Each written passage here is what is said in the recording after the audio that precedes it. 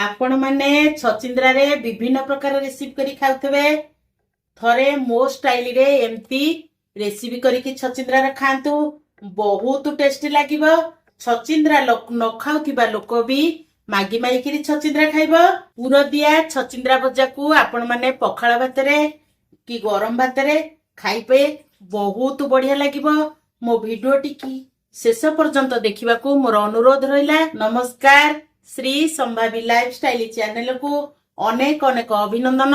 चलंतु dairy न करी फटाफट रेसिपी स्टार्ट करिबा। छचिंद्रा पुरो दिया भजा पई मु नेइची एठी आधा किलो छचिंद्रा नेइची। ताकू आमे प्रथमे एमती चोपा को चांछि दबा। भलो किरी एमती चोपा को चांछि दबा। छचिंद्रा को मु भलो भाबरे धोई देइची। ताकू भी परिष्कार है कि चोपा छड़े देइची। ताकू आमे दी साइड भी काटी देइची। ताकू एई शेप रे आमे काटिबा। बेसी बड़ करिबानी कि बेसी छोटो करिबानी। देखंतु एई शेप रे आमे छचिंद्रा को काटिबा।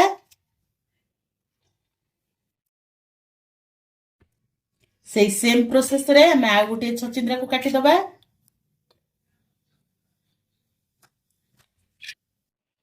छुरी साहाय्य रे आमे छचिंद्रार ए भीतर अंश गुड़ाक सब एमती बाहर कर दबा। एमती बाहर कर दबा।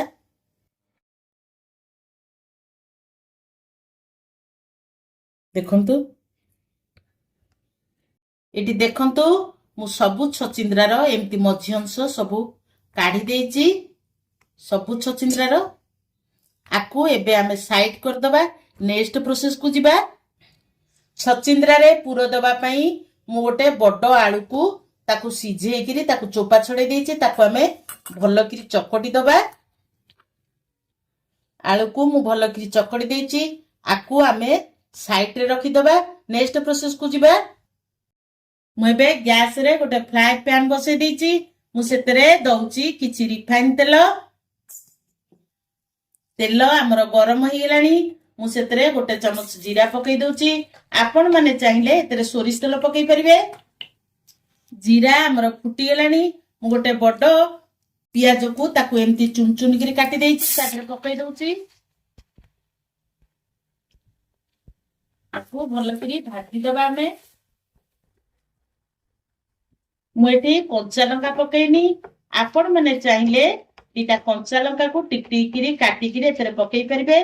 आमे पियाज को हल्का ब्राउन कलर होला पर्यंत भाजीबा। बेसी भी ताकू ब्राउन कलर करिबानी। पियाज हमर हल्का ब्राउन कलर हे गेलानी।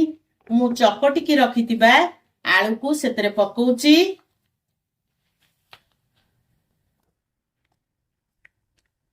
मु आलू रे स्वाद अनुसार लूण पकौची। गोटे चमच लंका गुंड, गोटे चमच धनिया पाउडर, गोटे चमच जीरा पाउडर। आकू आमे आलू सहित भलो भाबरे मिसेई देइकरी आकू भाजीबा। लंका गुंड, जीरा गुंड, धनिया गुंड आलू रे परिष्कार हेकरी मिसी जिवो। गुंड मसला सबू आलू रे हमर भलो करी मिसी करी भाजी हे गेलानी। एबे मु काटी की रखितिबा धनिया पत्र को तादरे पकौची। ताकू भलो भाबरे आमे आलू रे मिसेई दबा धनिया पत्र को।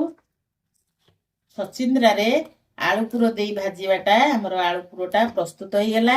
आकू आमे साइड कर दबा। नेक्स्ट प्रोसेस को जिबा। एबे आमे छचिंद्रा भितरे जो आलू पुरो आमे प्रस्तुत करथले से आलू पुरो को छचिंद्रा भितरे दबा। देखंतु पूरा शेष जाए ताकू दबा।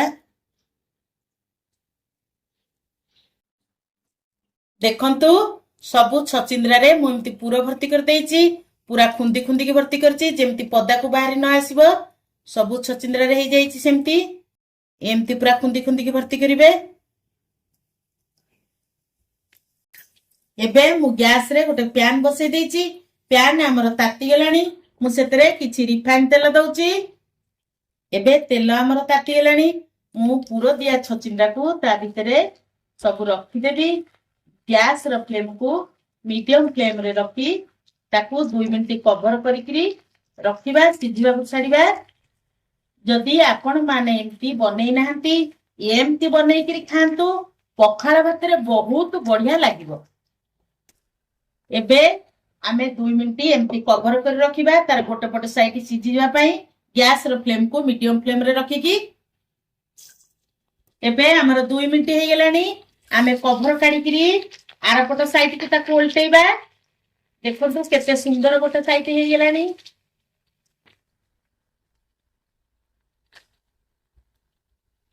एबे आमे पुणी 2 मिनिट याको कवर करिकरी आर पट साइड टाको सिझिया को छाड़िबा।